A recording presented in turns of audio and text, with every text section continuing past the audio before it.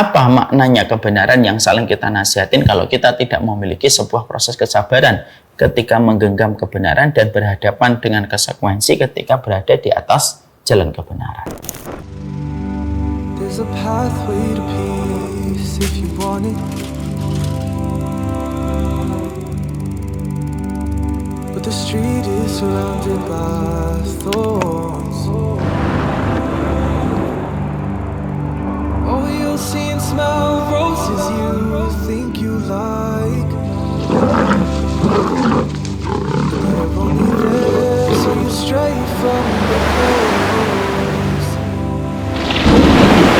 Chance that I get when I'm feeling so lost, praying for guidance and hoping He opens my heart. Loving the faith, filling up, but I know it'll fall. It isn't for long.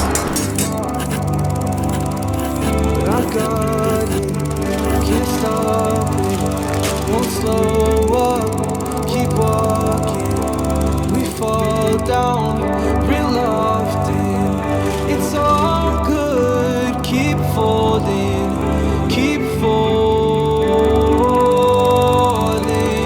down, yeah, every chance that I get when I stand in so low. Praying for guidance and hoping He opens my heart. Loving the faith, filling up, but I know it'll fall. Hope it isn't for long.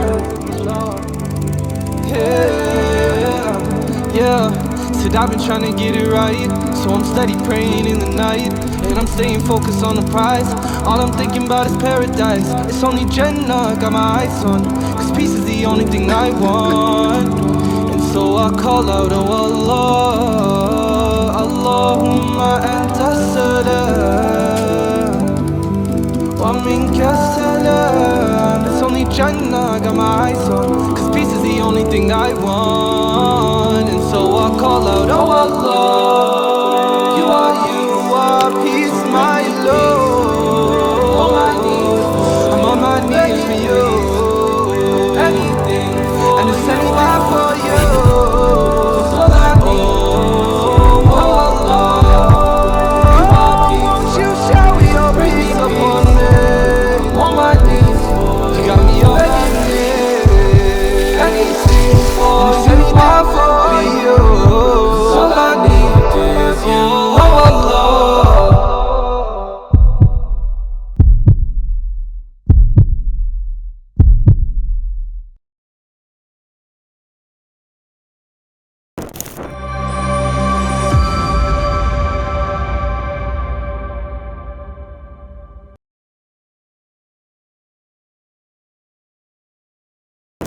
Assalamualaikum warahmatullahi wabarakatuh. Innal hamdalillah wassalatu wassalamu ala Rasulillah wa ala alihi wa sahbihi wa man tabi'ahum bi ihsan ila yaumil qiyamah. Kepada seluruh penuntut ilmu yang hadir pada kesempatan hari ini, semoga Allah memberikan kita istiqomah. Karena menuntut ilmu, syarat yang pertama setelah kita beriman adalah istiqomah. Banyak orang yang meramaikan taman-taman ilmu ketika satu rumpun ilmu baru dibuka pembahasannya. Tapi belum tentu semuanya nanti akan konsisten dan senantiasa istiqomah untuk mendatangi taman ilmu dari halaman pertama sampai halaman terakhir. Inilah yang menjadikan kita memohon kepada Allah, semoga Allah memberikan kepada kita istiqomah dalam perjalanan panjang kita menuntut ilmu, apapun rumpun ilmu yang hari ini kita pelajari bersama dengan para ustadz yang kita percayakan keilmuan dan referensinya. Semoga Allah memberikan kepada kita istiqomah. Semoga ilmu ini memberikan keberkahan pada setiap urusan kehidupan kita, karena tidak ada perkara yang paling besar yang Allah turunkan dari langit pada kehidupan manusia kecuali urusan keberkahan. Alhamdulillah, tentunya senantiasa kita bersyukur kepada Allah atas seluruh nikmat yang Allah berikan pada kehidupan kita, terutama ketika kita diberikan kecukupan oleh Allah dalam setiap persoalan kehidupan kita. Mungkin Allah tidak memberikan kehidupan kita berlebih, tapi Allah memberikan kecukupan pada apa yang kita rasakan pada perjalanan hidup kita. Siapapun yang telah dicukupkan oleh Allah, maka dia telah mendapatkan kekayaan yang sesungguhnya. Karena orang yang berlimpah harta belum tentu merasakan kecukupan. Yang kaya belum tentu cukup, yang miskin belum tentu kurang. Dan tentunya semoga setiap kesyukuran yang kita berikan pada mobil kita, pada motor kita, pada rumah kita, memberikan kecukupan pada apa yang kita miliki. Dan kecukupan itulah yang menjadikan kita tidak serakah, kecukupan itulah yang menjadikan kita mendapatkan ketenangan dan kelapangan pada perjalanan hidup. Dan itulah yang menjadi tujuan kita di dalam berinteraksi pada masalah rezeki dan harta. Jangan hanya meminta lebih, tapi mintalah kepada Allah. Puncak dari semua masalah harta itu adalah kecukupan. Dan semoga Allah memantaskan kita mendapatkan bagian dari kecukupan apa yang kita dapatkan dan apa yang kita peroleh.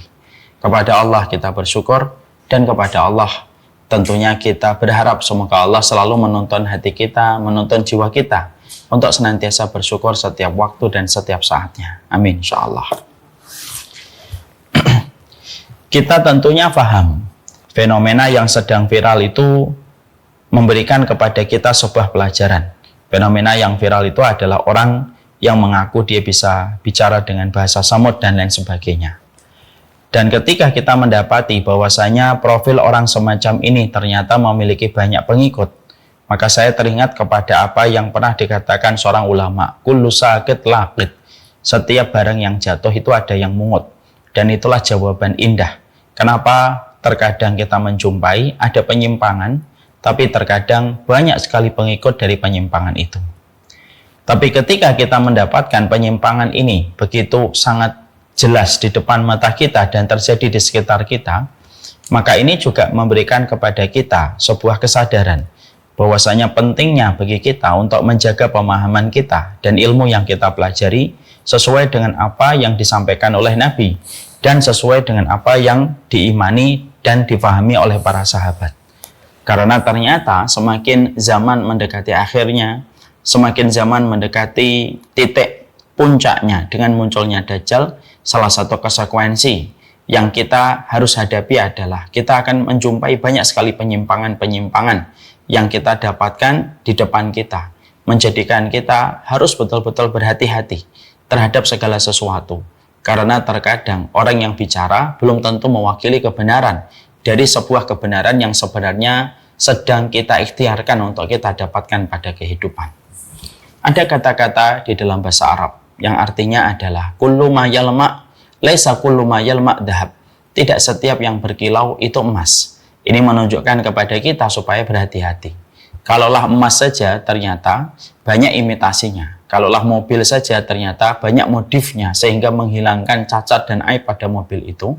Dan berbagai macam barang yang ori ternyata banyak KW-nya yang dibuat untuk menandingi barang yang ori. Tentunya kita paham persoalan agama. Ini tentunya merupakan bagian yang kita harus mengerti untuk menumbuhkan kewaspadaan bahwasanya banyak penyimpangan-penyimpangan yang ada pada kehidupan agama kita.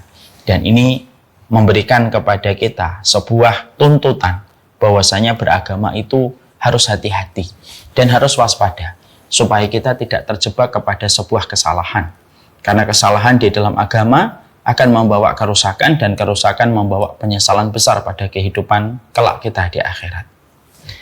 Makanya kita mendapati perkataan dari Abdullah bin Mas'ud, salah satu ulama besar. Beliau itu mengatakan, sayati zamanun, akan datang satu masa ketika orang itu akan banyak berkata, hada kitabullah wa hada sunnatu rasulillah. Akan datang satu masa ketika banyak orang nanti berkata, kami berkata dari apa yang kami dapatkan di dalam kitabullah, dan kami berkata dari apa yang kami peroleh di dalam sunnah. Waqad nabaduhu wara'a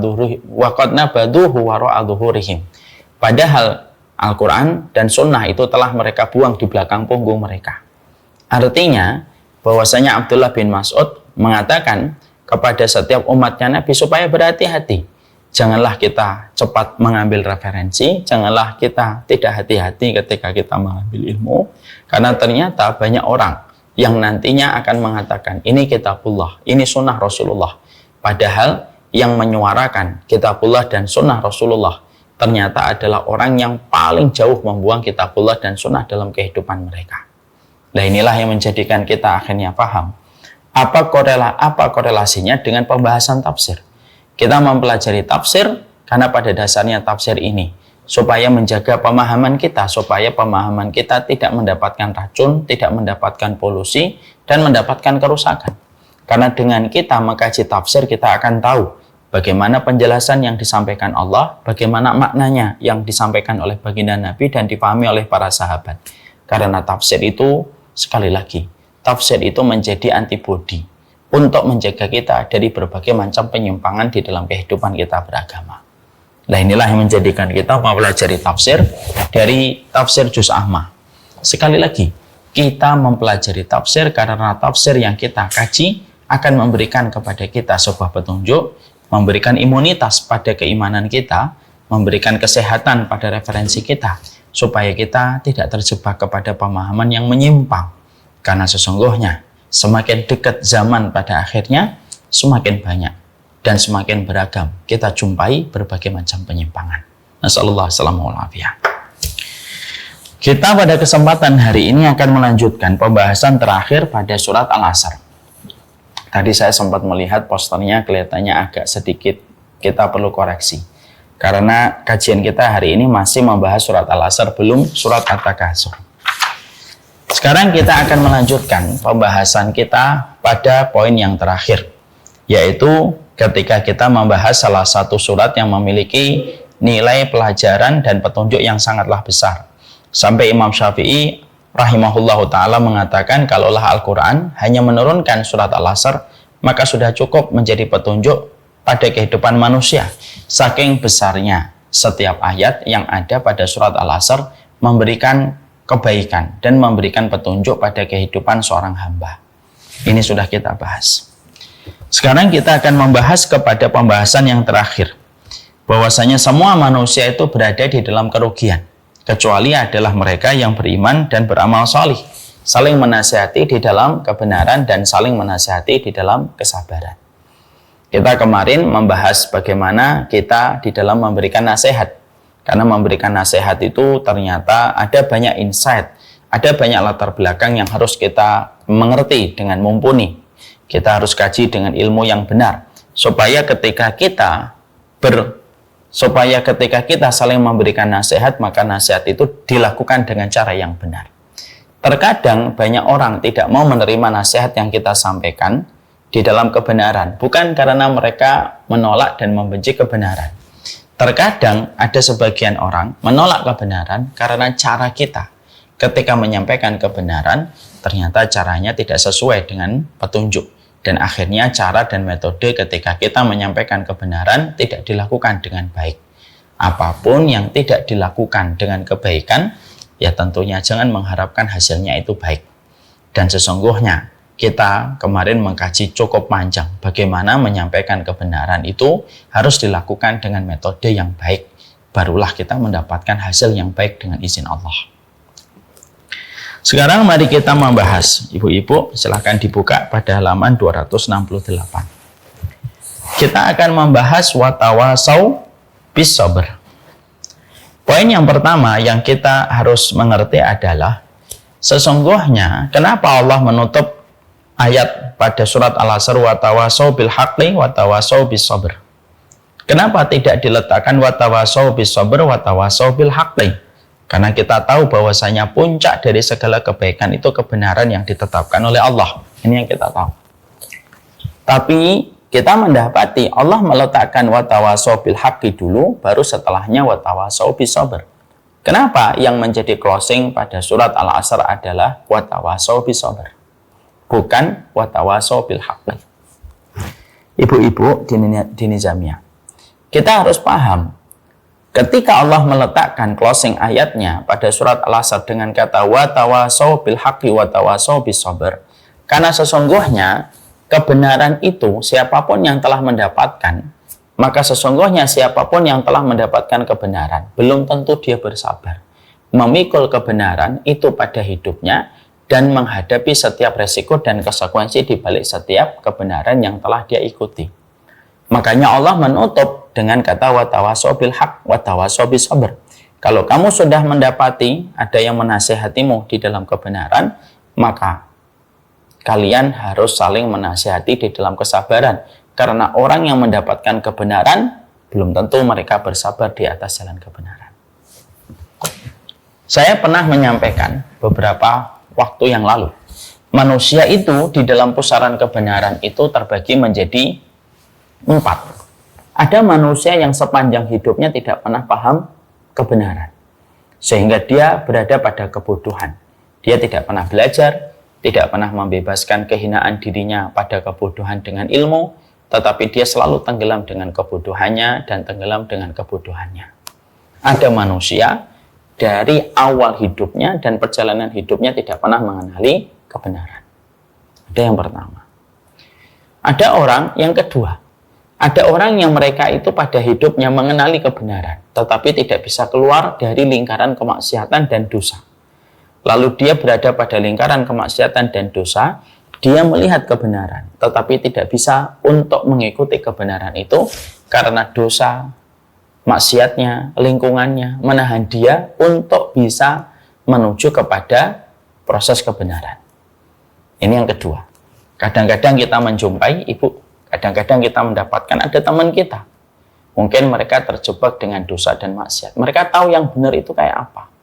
Tapi ternyata mereka tidak pernah bisa mendatangi kebenaran, mengikuti kebenaran, dan menjadikan kebenaran itu petunjuk pada kehidupan mereka, karena mereka itu ditarik sama tarikan dosa dan tarikan maksiat, yang menjadikan mereka hanya melihat kebenaran dari kejauhan, dan tidak bisa untuk mendekati dan memberikan loyalitas kepada kebenaran. Kadang-kadang kita melihat hari ini ada orang yang pakai narkoba. Dia tuh tahu yang benar, tapi dia tidak mampu untuk mengikuti yang benar. Kenapa? Cengkraman narkoba dan lingkungan toksik yang ada pada sekitarnya menjadikan dia tidak bisa melangkah menuju kebenaran. Makanya yang kedua, ada orang yang mereka sudah tahu kebenaran, tetapi tidak bisa mendatangi dan memberikan dukungan kepada kebenaran karena dosa dan maksiat yang telah memenjarakan dirinya. Itu yang kedua. Ada yang ketiga, kata para ulama, ada orang yang tahu kebenaran, mengikuti kebenaran, tapi ternyata dia tidak mampu istiqomah mengikuti kebenaran, karena kebenaran itu jalan yang terjal, kebenaran itu jalan yang panjang, kebenaran itu merupakan jalan yang terkadang menanjak ataupun turunan yang penuh dengan risiko, dengan jurang di samping kanan dan di samping kiri, sehingga mereka mengikuti kebenaran tetapi di tengah jalan mereka terputus dari jalan kebenaran itu. Karena jalan kebenaran itu jalan yang panjang, yang bosan akan bosan, yang lelah akan lelah, yang letih akan letih. Makanya ada manusia, mereka ngikutin jalan yang benar, tetapi di tengah jalan dia berhenti. Di tengah jalan padam semangatnya. Dan akhirnya, pelan tapi pasti dia mulai meninggalkan kebenaran. Itu yang ketiga. Yang keempat adalah yang paling terbaik. Manusia yang mempelajari ilmu, dia paham kebaikan, dia mengerti kebenaran, lalu dia memberikan loyalitas dan bergabung kepada kebenaran, dan lalu istiqomah terhadap kebenaran yang telah dia dapatkan. Sehingga seluruh gerak-gerik tubuhnya, hidupnya selalu tidak pernah lepas dari kebenaran. Lalu dia diberikan oleh Allah kesabaran di dalam mengikuti jalan kebenaran. Dari pembagian manusia pada pusaran ilmu yang terbagi menjadi 4 ini, disitulah kita paham kenapa Allah menutup surat Al-Asr dengan sebuah kalimat wa tawasau bil haqqi wa tawasau bis sabr. Saling menasihati di dalam kebenaran dan saling menasihati di dalam kesabaran. Karena sesungguhnya apa arti kebenaran yang kita ketahui? Apa maknanya kebenaran yang saling kita nasihatin kalau kita tidak memiliki sebuah proses kesabaran ketika menggenggam kebenaran dan berhadapan dengan konsekuensi ketika berada di atas jalan kebenaran. Makanya akhirnya sabar itu diletakkan setelah kata kebenaran.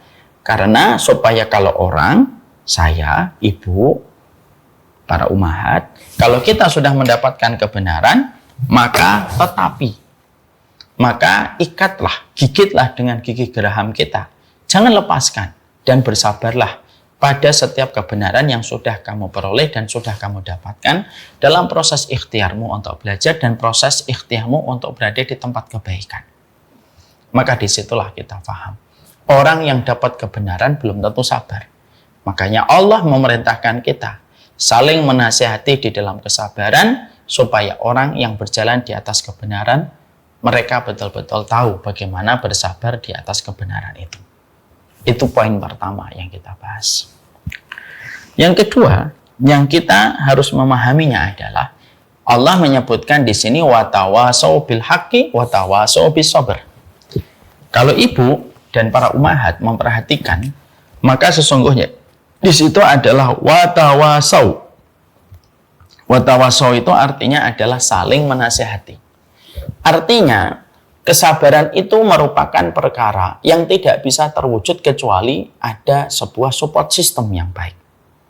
Makanya di situ saling menasihati di dalam kesabaran. Makanya disebutkan dalam akar kata itu lil musyarakah, yaitu adanya hubungan syarikat yang dilakukan berbagai macam pihak supaya kita bersabar melakukan setiap kebenaran pada kehidupan kita. Artinya kesabaran itu membutuhkan support system. Ya. Makanya terkadang kesabaran seorang suami akan mudah dia pertahankan dengan istiqomah ketika kesabaran itu dibantu sama istrinya sebagai support system. Ketika seorang istri pengen bersabar pada ujian yang dia dapati, dia mendapatkan seorang suami yang senantiasa mendukungnya, menyokongnya di dalam setiap proses kesabaran dia, maka itu istrinya akan ringan untuk menepati jalan kebenaran karena support sistemnya mengkondisikan dia untuk memiliki sebuah kesabaran. Jadi sabar itu secara ideal memang yang paling bagus adalah adanya timbal balik di antara orang di sekitar kita ketika orang di sekitar kita memberikan support terbaik mereka. Memberikan support terbaik mereka di dalam kebenaran. Karena ketika kebenaran itu dilakukan seorang diri, kebenaran ketika dilakukan seorang diri terasa berat sekali. Allah hadirkan Abu Bakar, Allah hadirkan Umar bin Khattab, Allah hadirkan Utsman, Allah hadirkan Ali. Bukan hanya sekedar menjadi teman dan sahabat baginda Nabi Sallallahu Alaihi Wasallam, tapi Allah hadirkan para sahabat pada kehidupan Nabi Sallallahu Alaihi Wasallam supaya mereka saling bisa menguatkan di dalam kesabaran. Karena kesabaran itu harus lahir dari keluarga. Karena kesabaran itu harus lahir dari sebuah kualitas pertemanan dan persahabatan yang masing-masing memberikan kontribusi supaya kita mampu meraih kesabaran dalam perjalanan meniti jalan kebenaran.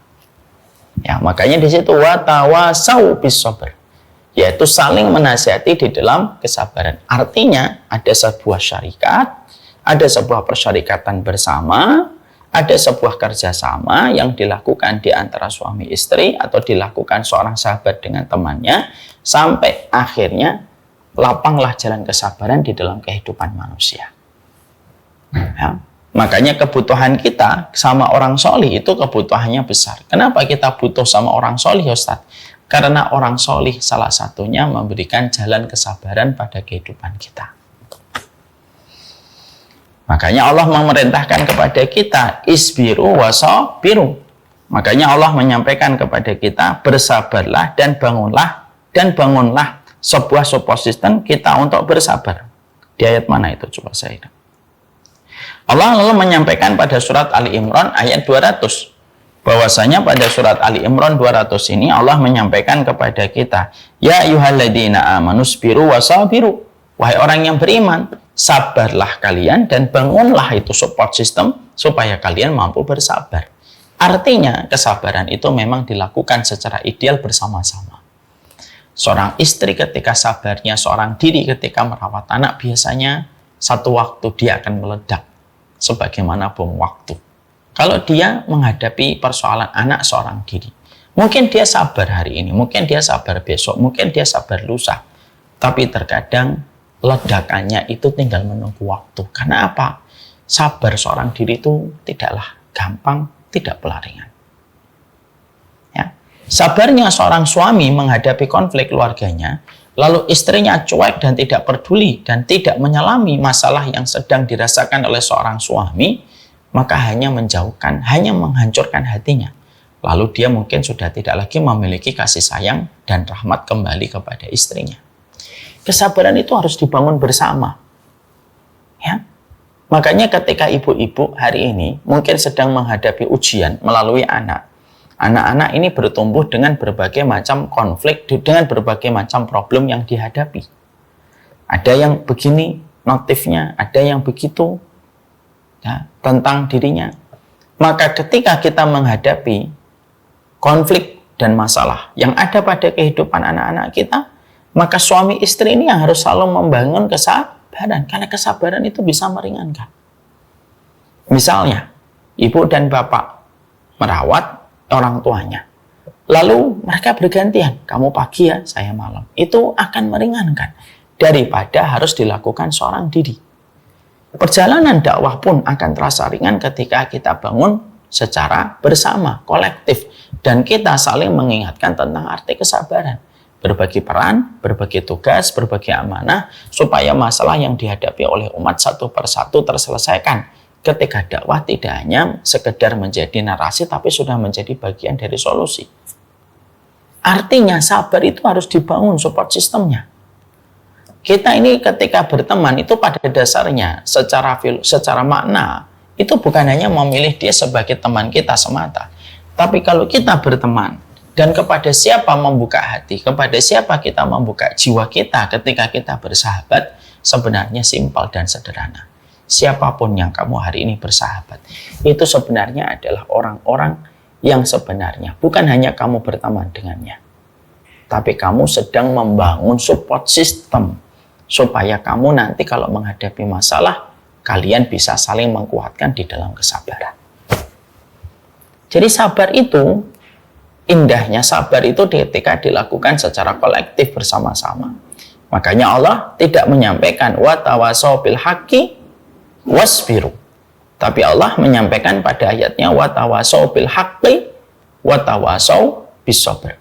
Saling menasihati di dalam kebenaran dan saling menasihati di dalam kesabaran. Ya, karena sabar itu akan lebih mudah ketika dilakukan secara bersama. Dan kesabaran itu akan berat untuk diselesaikan ketika dibangun hanya seorang diri. Jadi kita memahami bahwasanya yang kedua ketika Allah menyampaikan pada surat Al-Asr wa tawasau bis sabr, yaitu adalah saling menasihati di dalam kesabaran, maka sesungguhnya ada sebuah instruksi secara tidak langsung dari Allah supaya kita saling membangun support system yang bisa memberikan kesabaran pada kehidupan kita.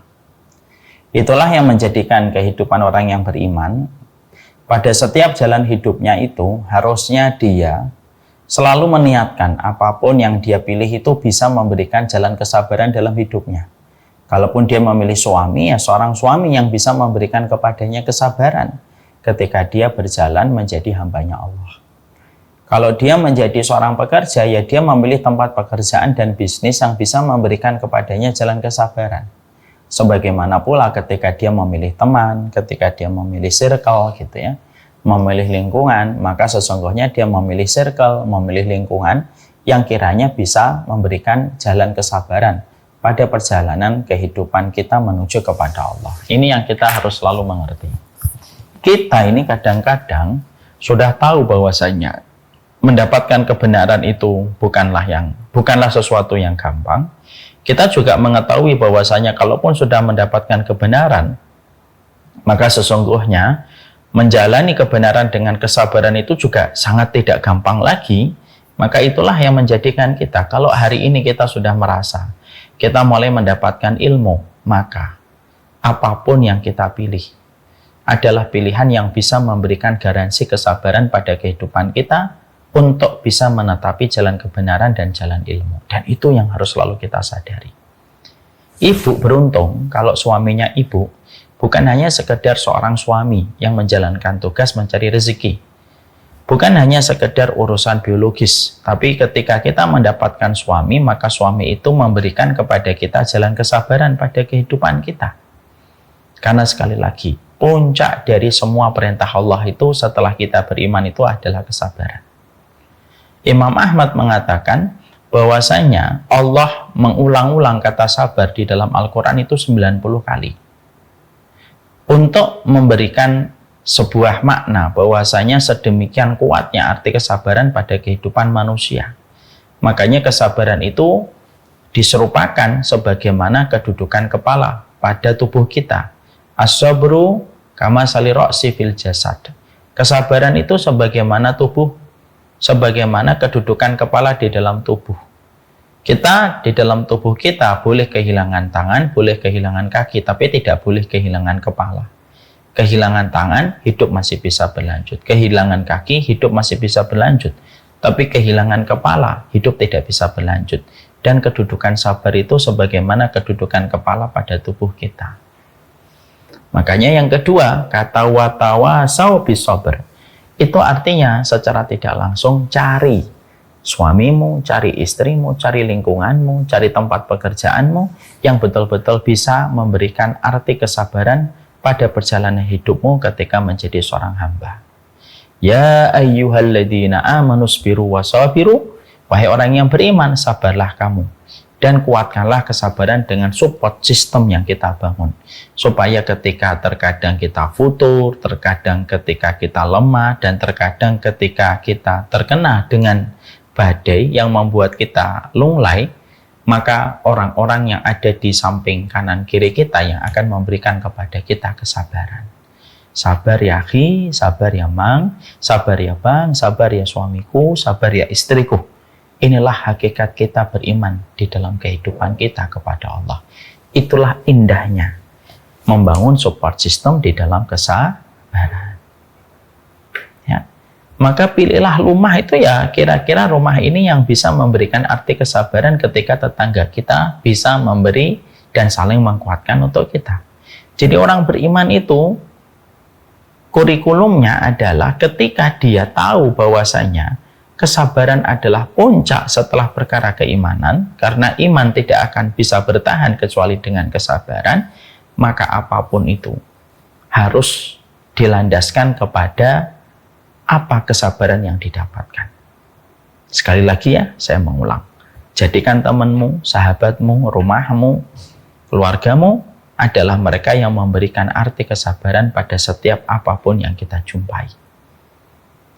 Itu yang kedua. Yang ketiga, makna terakhir dari watawasau bisabar artinya adalah kesabaran itu merupakan salah satu mata uang pada kehidupan. Dan kesabaran itu menempati salah satu prioritas amalan yang paling berat ketika ditimbang dan paling cepat melesat untuk mendapatkan rahmatnya Allah. Kita tidak akan pernah mendapati satu amal yang paling melesat menuju kepada rahmatnya Allah untuk diberikan pada kita kecuali dengan amalan kesabaran. Makanya akhirnya kenapa Allah buat kehidupan bagi orang beriman itu terkadang penuh dengan ujian. Karena sesungguhnya kadang-kadang orang beriman itu menghadapi berbagai macam ujian supaya orang beriman itu mereka mendapatkan pahala kesabaran. Karena pahala kesabaran itu berbanding lurus dengan rahmatnya Allah. Nah, kalau semuanya dimudahkan untuk kita, dari mana kita mendapatkan pahala kesabaran? Ya.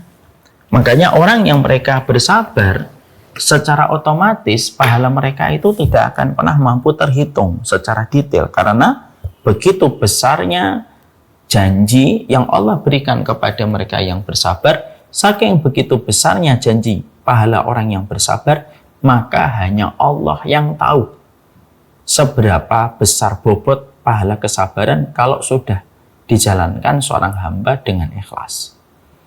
Makanya Allah menyampaikan pada surat Az-Zumar ayat yang ke-10, innama yuwaffas sabiruna ajruhum bighairi hisab.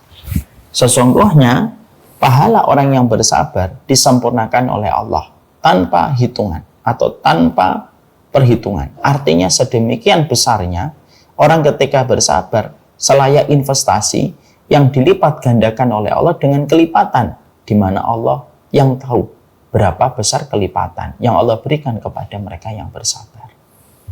Karena sabar itu memang hal besar pada kehidupan. Ya.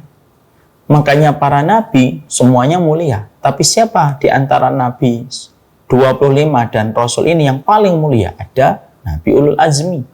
Nabi Musa, Nabi Ibrahim, Nabi Isa, Nabi Muhammad. Ya. Kenapa Ulul Azmi ini menjadi lingkaran keutamaan para rasul di atas 25 nabi yang lainnya, di atas 21 nabi yang lainnya?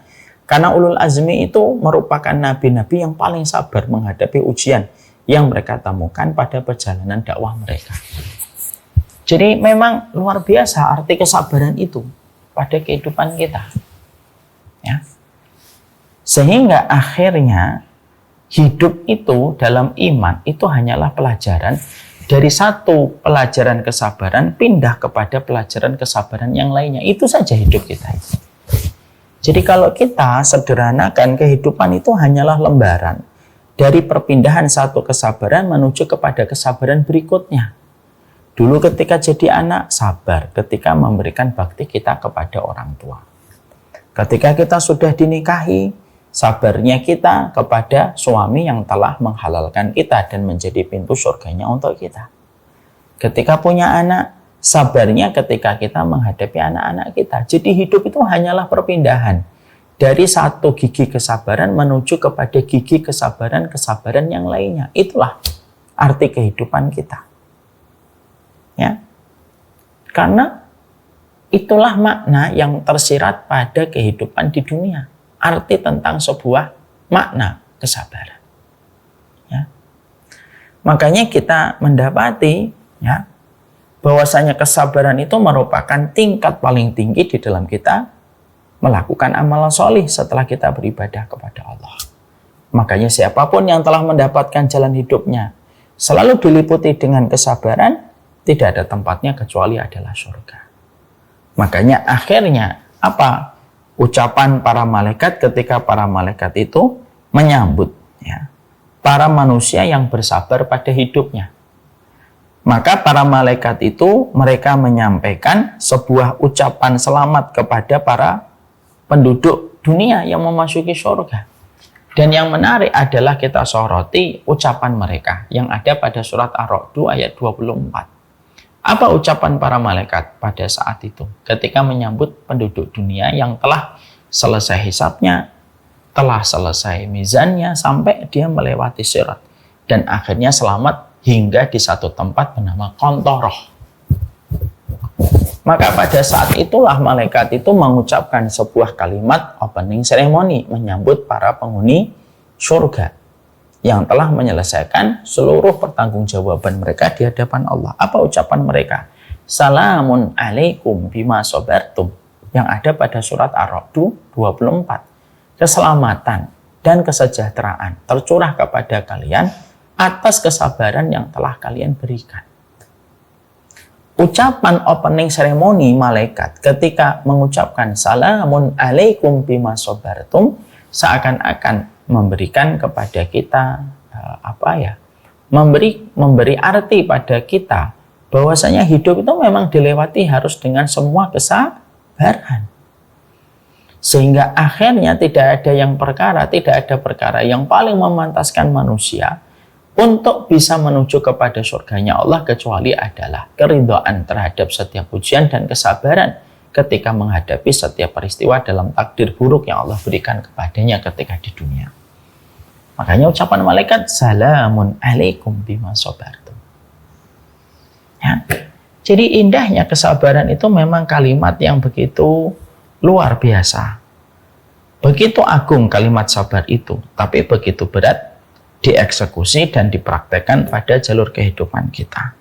Tapi kita ingat ya, sekali lagi, hidup itu hanyalah perpindahan dari satu mata kesabaran kepada mata kesabaran berikutnya. Itulah kehidupan. Ya. Sehingga ketika kita paham tentang itu, akhirnya kita mulai bisa menghadirkan makna ketika kita menyebutkan wa tawasau bis sabr. Saling memberikan nasihat, karena inilah jalan yang paling memantaskan kita mendapatkan surganya Allah. Dan ini merupakan perkara yang paling cepat melesatkan diri kita bisa mendapatkan rahmatnya Allah. Arti kesabaran kita dan memberi kesabaran kepada orang yang kita cintai. Ya, tentunya setelah kita memahami ini, tentunya kita juga harus paham sabar itu memiliki 3 perkara. Jadi sabar itu ada 3 perkara.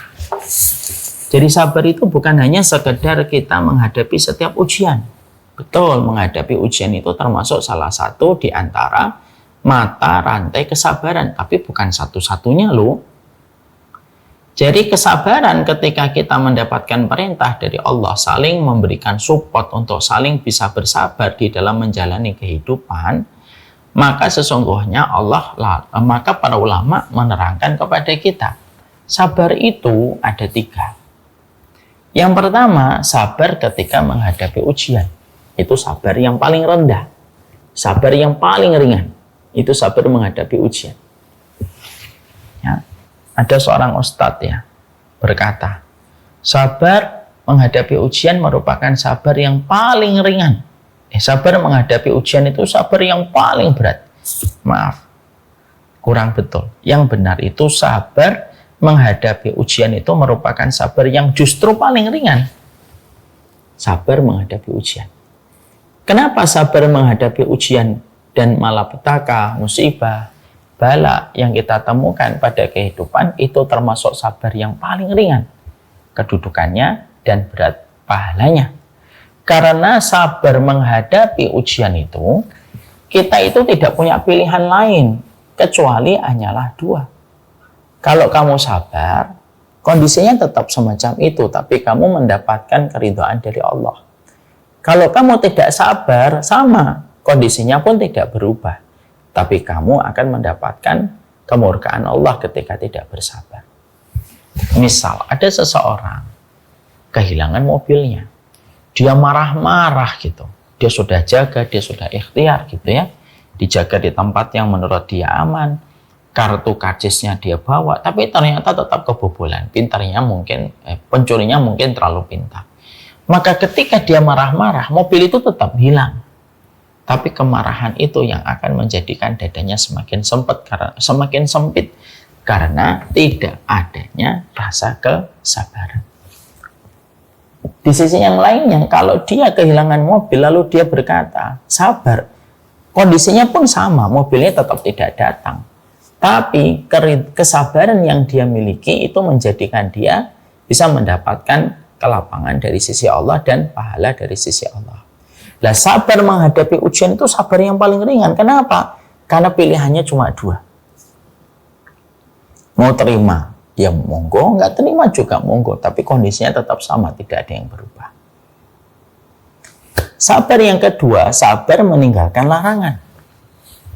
Sabar meninggalkan larangan itu, para ulama ada yang mengatakan itu sabar nomor 2. Lebih berat daripada sabar nomor 3. Ada yang mengatakan sabar meninggalkan larangan itu nomor 1. Karena sabar meninggalkan larangan itu tidak bisa dilakukan kecuali orang yang jujur di dalam imannya. Maaf ya Ibu, kalau melakukan kebaikan, orang yang bertakwa dan orang yang pendosa itu sama-sama bisa melakukan kebaikan. Contoh, memberi bantuan anak yatim. Maaf, banyak kok peminum khamr yang mereka tetap memberikan makanan kepada anak yatim.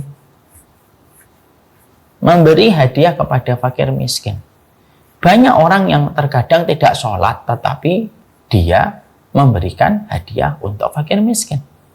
Karena melakukan kebaikan itu bisa dilakukan sama siapa saja. Baik orang itu sudah sholih atau orang itu belum sholih. Kata para ulama. Tapi meninggalkan larangan itu tidak bisa dilakukan kecuali orang yang betul-betul sudah sholih dan jujur pada imannya. Fi'lul khairat yaf'aluha siddiq wal fajir. Melakukan kebaikan bisa dilakukan sama pendosa dan dilakukan sama orang beriman. Tapi meninggalkan dosa tidak bisa dilakukan kecuali orang yang betul-betul bertakwa dan dia jujur pada imannya. Contoh, meninggalkan zina itu kalau bukan orang-orang yang betul-betul jujur pada imannya, dia tidak bisa meninggalkan itu. Makanya kenapa Allah itu mencintai Nabi Yusuf? Mari kita belajar dari kisahnya Nabi Yusuf. Nabi Yusuf itu mendapatkan berbagai macam fragmen yang berat pada hidupnya.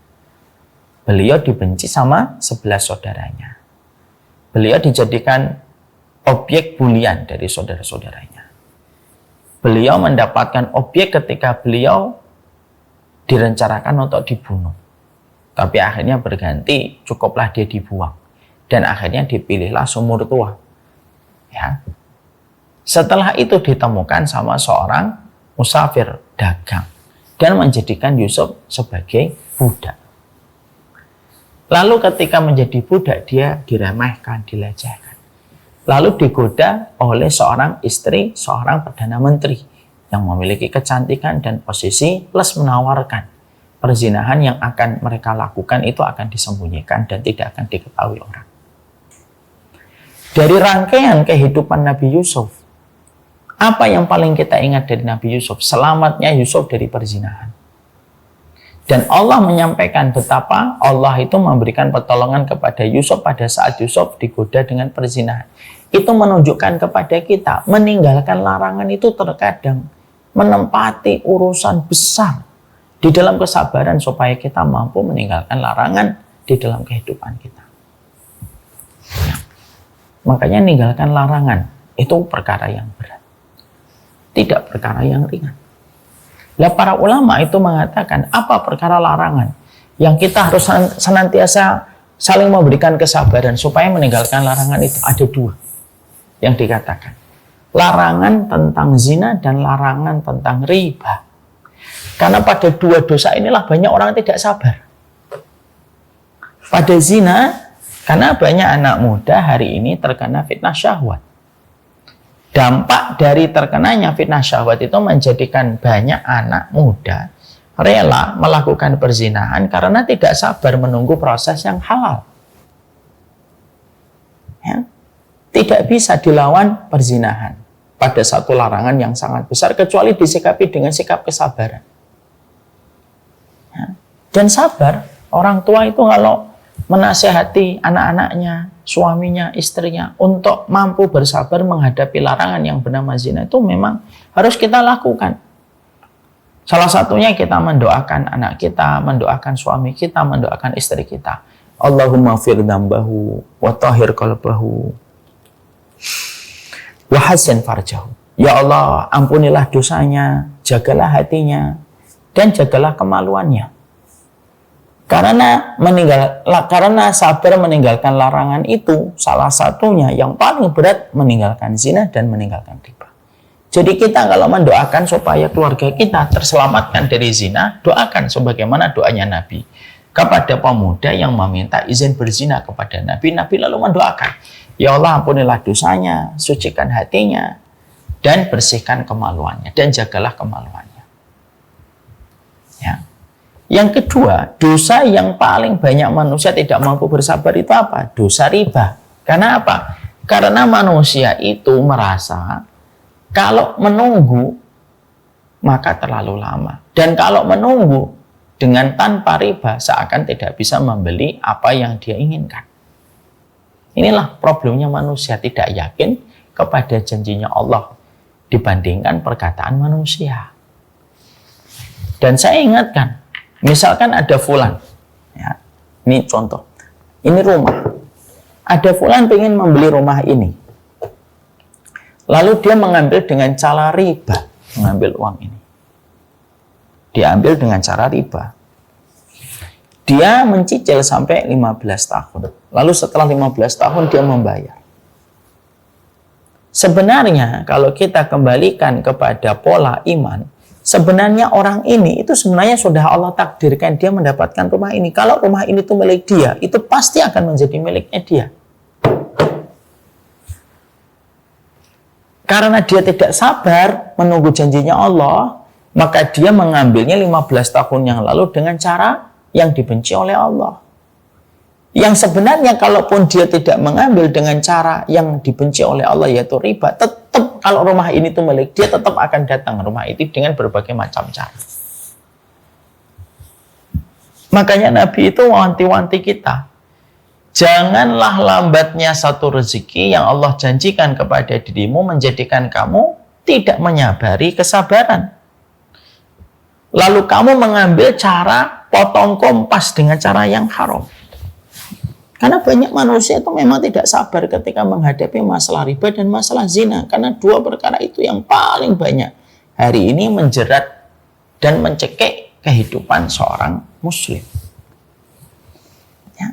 Padahal riba kita tahu riba itu bagaimana. Kenapa orang tidak mampu bersabar? Karena pinginnya dapat instan. Lalu kita terburu-buru. Padahal terburu-buru itu merupakan perkara yang datang dari syaitan. Dan tidaklah apa yang datang dari terburu-buru kecuali menghilangkan proses keberkahan dari apa yang kita dapatkan. Ya. Makanya saling bersabar itu apa? Wa tawasau bisabr itu saling menasihati kalau kita dapat ujian, saling menasihati ketika meninggalkan larangan. Mbak, jangan sampai kena zina. Mbak, jangan sampai kena riba. Karena dua perkara inilah yang menjadikan orang itu pengennya dapat secara instan. Karena nikmat sensasinya akan begitu terasa kalau dia mendapatkannya cepat dibandingkan harus menunggu dengan kesabaran, dengan waktu yang lebih lama. Ya. Makanya sabar di dalam meninggalkan maksiat. Yang ketiga, yang terakhir, sabar ketika kita melakukan kebaikan. Sabar melakukan kebaikan itu sebagian ulama mengatakan itulah puncak dari derajat kesabaran. Kenapa sabar dalam ketaatan itu merupakan puncak dari segala kesabaran, Ustadz, yang pahalanya paling besar? Karena kita ketika melakukan ketaatan kita itu punya 1000 pilihan yang lainnya selain ketaatan yang kita sabari. Contoh nih, hari ini ibu-ibu di Nizamiyah belajar kajian tafsir. Siang-siang, jam kritis ini. Jam istirahat. Ya. Kita punya sekali pilihan yang lain selain mendatangi majelis ilmu via virtual. Bersama saya dalam kajian tafsir juz 30. Kita punya pilihan tidur, kita punya pilihan liha-liha, kita punya pilihan minum es, kita punya pilihan apapun lah, banyak pilihannya. Tapi ketika kita memadamkan semua pilihan itu, lalu akhirnya kita melakukan ketaatan yaitu menuntut ilmu, berarti itulah salah satu kesabaran tingkat tinggi. Karena sekalinya dia melakukan satu ketaatan, dia memadamkan 1000 pesona kemaksiatan dan 1000 pesona perkara yang tidak berfaedah yang bisa dia pilih sebenarnya. Tapi dia tidak pilih karena dia ingin untuk sabar di dalam ketaatan. Makanya sabar dalam taat itu pahalanya paling besar. Ya. Lah sabar dalam ketaatan itu setidaknya puncaknya itu ada 3. Ya, sabar dalam ketaatan itu puncaknya itu ada 3. Yang pertama, sabar dalam ketaatan di mana kita diperintahkan untuk saling menasihati itu apa? Sabar menghadapi orang tua, terutama ketika semakin senja dan semakin ronta. Itu puncak dari kesabaran kita melakukan ketaatan. Sabar merawat orang tua, terutama ketika merawat orang tua pada kondisi sakit. Psikologi orang tua itu semakin lama, semakin sepuh dan semakin senja, semakin tidak gampang bagi kita merawatnya. Ya. Tapi begitulah arti sebuah kesabaran. Ya. Makanya kita mendapatkan bahwasanya kita belajar dari Uwais Al-Qarni, bahwasanya Uwais Al-Qarni itu memberikan kesabaran tingkat tinggi ketika beliau berbakti dengan ibunya. Ya. Dengan ibunya. Bagaimana kita menjumpai ibunya pada satu waktu, ibunya pada satu waktu itu meminta kepada Uwais Al-Qarni untuk melakukan perjalanan haji. Kita tulis dulu ya, jarak antara Yaman dan Makkah. Ibunya Uwais Al-Qarni itu meminta supaya beliau ingin melaksanakan haji. Padahal Uwais Al-Qarni dan ibunya merupakan keluarga fakir miskin, tidak punya onta, tidak punya tenda, tidak punya tandu, tidak punya kuda. Dan ketika seorang ibu dari Uwais Al-Qarni meminta supaya dia diantar untuk melakukan haji, jarak yang terbentang antara Yaman dengan Mekah itu 1125 km. 1125 km. Jaraknya cukup jauh sekali. Maka ketika seorang Uwais Al-Qarni memberikan kesabaran betul ketika beliau merawat ibunya, karena tingkat kesabaran paling tinggi itu merawat seorang ibu, merawat seorang orang tua. Maka akhirnya Uwais Al-Qarni belajar untuk menggendong anak sapi turun naik bukit setiap waktunya. Sampai dirasa ototnya sudah mulai kuat, barulah dia mau gendong ibunya. Melakukan perjalanan dari Yaman hingga ke kota Mekah, melaksanakan perjalanan haji. Padahal ibunya sudah lumpuh dalam kondisi tua. Seorang Uwais Al-Qarni itu bisa mengatakan kepada ibunya, "Bu, kamu itu sudah tua, sudah renta, sudah sakit-sakitan. Ibu itu insya Allah sudah dapat rukhsah kalau tidak haji. Karena sesungguhnya walillahi 'alan nasi hijjul bait man istata' ilaihi sabila." Karena yang diwajibkan untuk haji itu bagi yang mampu, dan ibu itu sudah tidak mampu. Uwais Al-Qarni mampu menyampaikan itu jawaban ketika ibunya meminta haji, tapi tidak itu yang dilakukan oleh Uwais Al-Qarni. Sabarnya Uwais Al-Qarni itu menggendong ibunya dari Yaman ke Mekah 1125 km, digendong seorang diri supaya memenuhi perintah yang disampaikan ibunya untuk berhaji. Sabar kepada orang tua itu sabar paling tinggi pahalanya. Sabar dalam ketaatan itu merupakan sabar yang paling dekat dengan pintunya surga. Dan sabar dalam taat itu yang paling tingginya apa? Sabar ketika kita bersama dengan orang tua kita. Sabar dalam taat yang paling tinggi yang kedua itu apa? Sabar ketika bersama keluarga. Karena sabar ketika bersama keluarga itu baik kepada suamimu, kepada istrimu, kepada anakmu, itulah sabar yang paling berat. Karena kita jalani bukan hanya satu musim, dua musim, bermusim-musim dan berpuluh-puluh purnama terkadang. Untuk menghadapi segala kekurangan pada keluarga kita. Tapi kita harus selalu pulang menemui keluarga kita dengan kekurangannya sebagaimana kita punya kekurangan. Ya. Makanya doanya sederhana gitu. Ya Allah, jadikanlah sabarku lebih besar daripada kekurangan istriku, dan jadikanlah sabarnya istriku lebih besar daripada kekurangan diriku. Tidak membahayakan masalah apapun selama sabarnya kita lebih besar daripada kekurangan dan kesalahan pasangan kita. Makanya sabar dalam ketaatan yang paling tinggi itu yang kedua itu apa? Sabar menghadapi keluarga. Sabarlah menghadapi suami. Jangan ngelihat itu laki-laki yang terkadang menyebalkan. Lihatlah suami bahwasanya dia merupakan, lihatlah suami itu terkadang bahwasanya dia merupakan kunci dan pintu yang bisa memberikan kepada kita surganya Allah. Wah, ini bukan suamiku, inilah janjinya Allah. Itu terasa indah. Maka yang kedua, sabar dalam taat itu saling menasihati itu apa? Pastikan circle kita, support system kita selalu melapangkan hati kita bersabar ketika menghadapi orang tua, ketika menghadapi keluarga kita, ketika kita dijauhkan dari zina, dan ketika kita diberikan kekuatan untuk menolak perkara riba.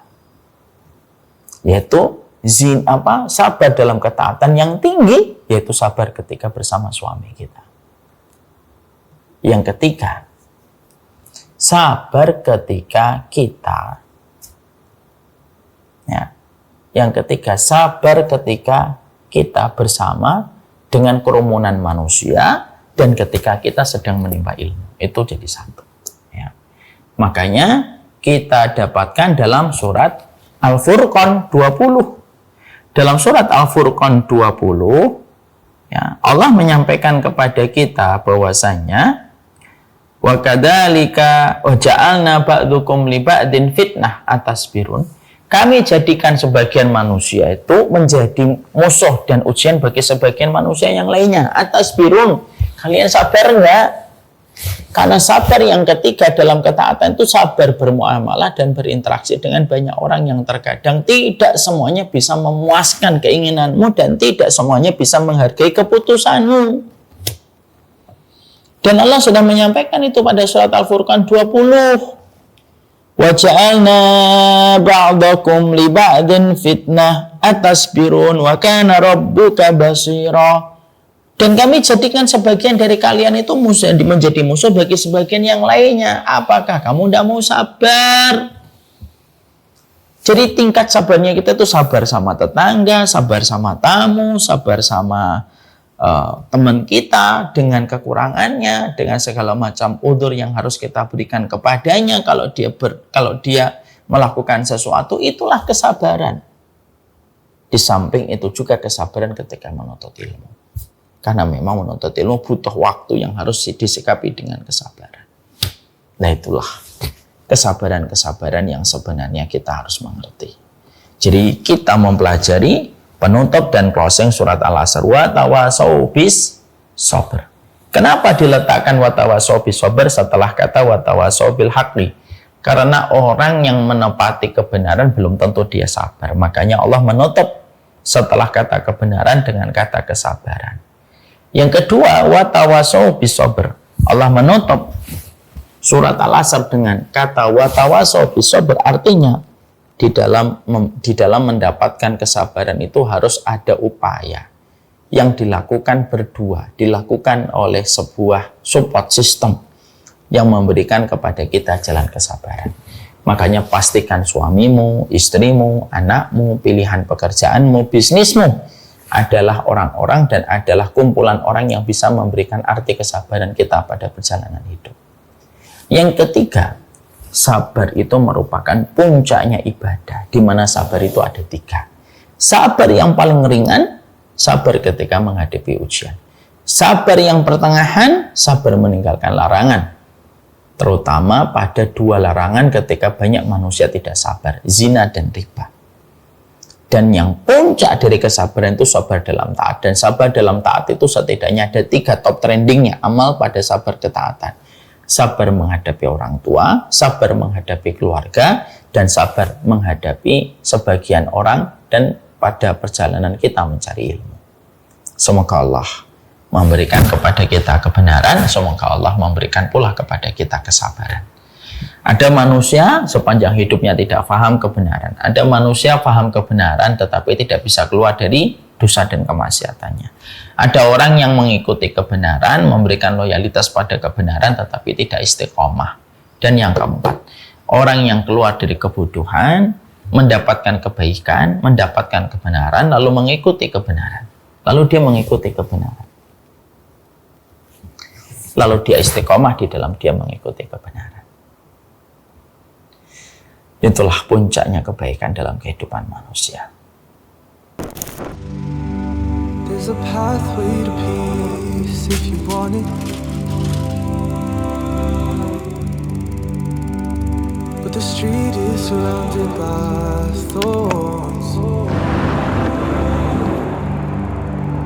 Oh, you'll see and smell roses you think you like. They're only there so you stray from the coast. Chance that I get when it's feeling so low. Praying for guidance and hoping He opens my heart. Loving the faith, filling up, but I know it will fall. Waiting for long, but I got it. Can't stop it. Won't slow up. Keep walking. We fall down real often. It's all good. Keep folding. Keep falling down. Yeah. Every chance that I get when I stand in some love. Praying for guidance and hoping He opens my heart. Loving the faith, filling up, but I know it will fall. Hope it isn't for long. Yeah. Said I've been trying to get it right, so I'm steady praying in the night. And I'm staying focused on the prize. All I'm thinking about is paradise. It's only Jannah, got my eyes on. Cause peace is the only thing I want. And so I call out, oh Allah, Allahumma anta salam wa minka salam. It's only Jannah, got my eyes on. Cause peace is the only thing I want. And so I call out, oh Allah, you are peace, my Lord. On my knees, I'm on my knees for you. Anything, and it's anywhere for you. All I need, oh Allah, won't you shower your peace upon me? On my knees, you got me on my knees. Anything, and it's anywhere for you.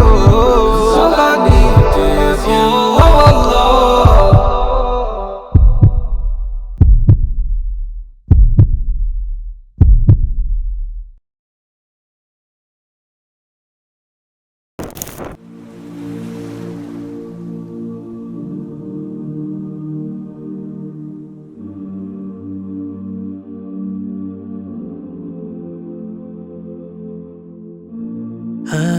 holding for so long.